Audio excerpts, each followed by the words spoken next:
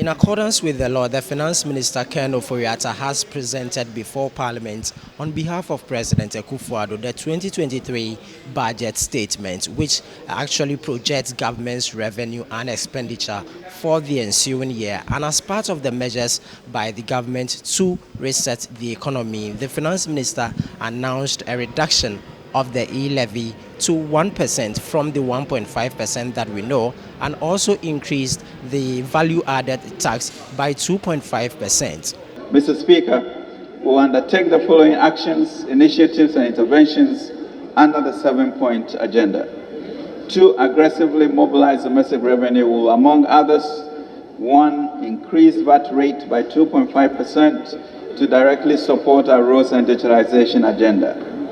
Fast-track the implementation of the Unified Property Rate Platform Program in 2023 and review the e-levy act, and more specifically, reduce the headline rate from 1.5% to 1% of the transaction value, as well as the removal of the daily threshold.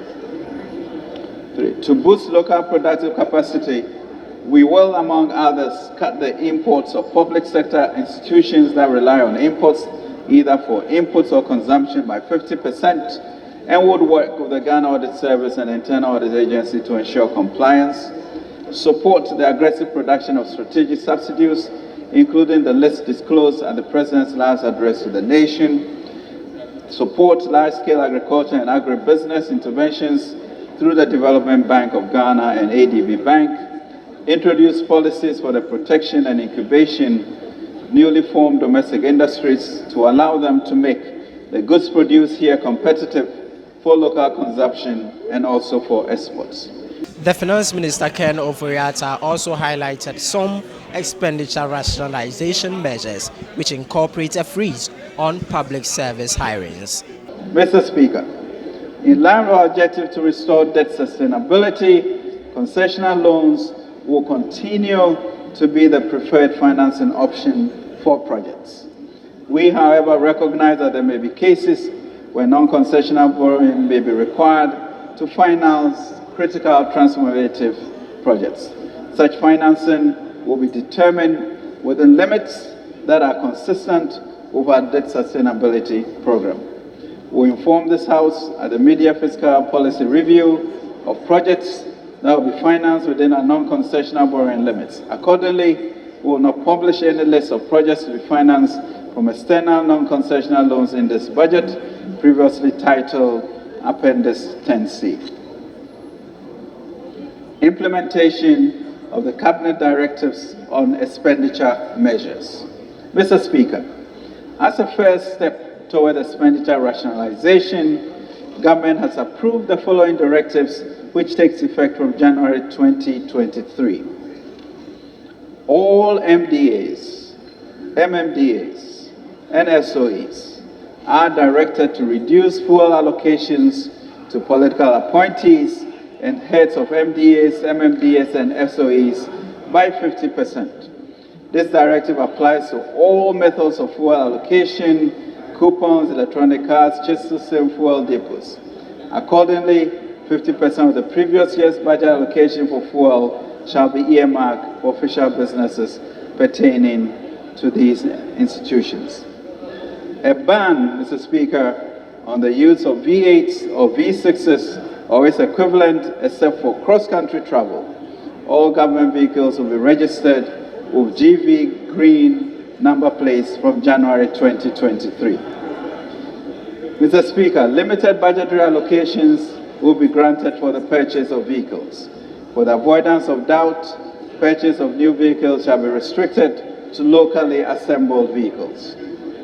Only essential foreign travel across governments, including SOEs, shall be allowed.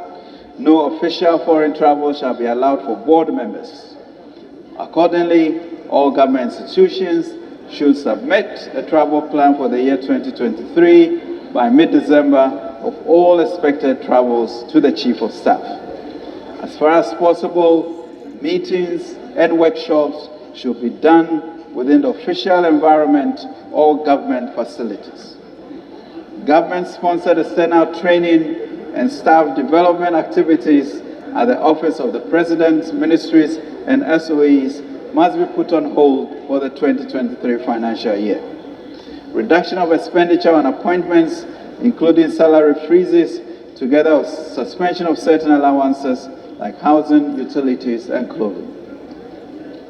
A freeze on new tax waivers for foreign companies and review of tax exemptions for free zone mining, oil and gas companies. A hiring freeze for civil and public servants. No new government agency shall be established in 2023. There shall be no hampers for 2022. There shall be no printing of diaries, notepads, calendars, and other promotional merchandise by MDAs, MMDAs, and SOEs for 2024. All non-critical projects must be suspended for 2023 financial year. The minority, however, expressed disappointment in the government's 2023 budget, saying that the debt restructuring measures would affect Eurobonds and domestic bonds.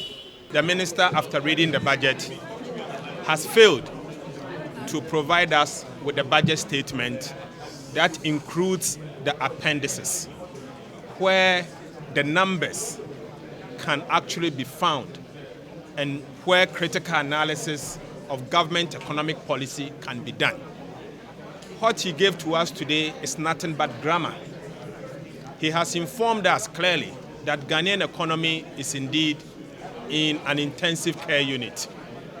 In fact, and obviously, as the minority leader said, if you are in intensive care unit, two things can happen to you. You either die or recover. But unfortunately, the dose they gave to us today, if care is not taken, will result in our economy dying.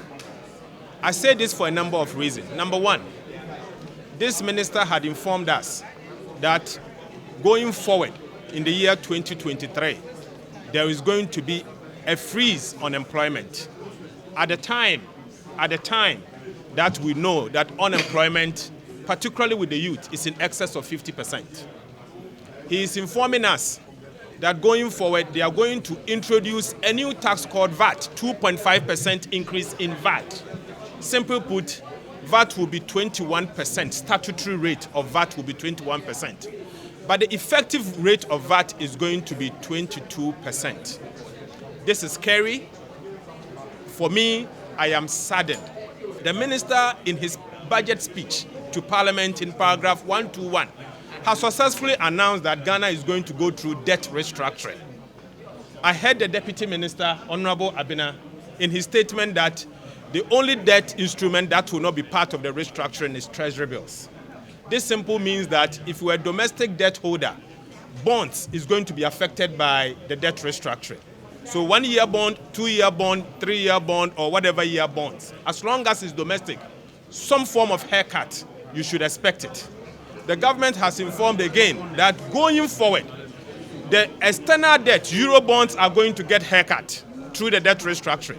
Term loans is going to go through a haircut. So clearly, the president was not honest to the people of Ghana when he announced that there will be no haircut. The Deputy Finance Ministers, Abner Asari and John Kuma, also provided some clarity on the budget. We know that 2023 is quite a difficult year because of what we have been through in 2022. Fortunately, we are negotiating a fund program, and so this budget, it was anchored on 4 key programs or pillars. First of all, we want to achieve debt sustainability, and through the IMF program and the new program which has been announced in this budget, which is the debt exchange program, we believe that by the end of the year, we'll be able to bring the debt of the country to sustainable level. We also want to go on aggressive revenue mobilization path. And if you heard in this budget, government is seeking to raise the VAT by 2.5%. We are also, however, bringing down the e-levy from 1.5% to 1%. And we believe that that will help us to increase our revenue mobilization, among others. The property rate tax, which has been delayed for a while, is now ready for implementation. And that is also factored in this budget. We believe that we'll be able to achieve aggressive revenue mobilization in 2023. The House is expected to commence the debate on the budget on Friday. Reporting from Parliament, my name is Ni Ayikwe Okain for Citi News.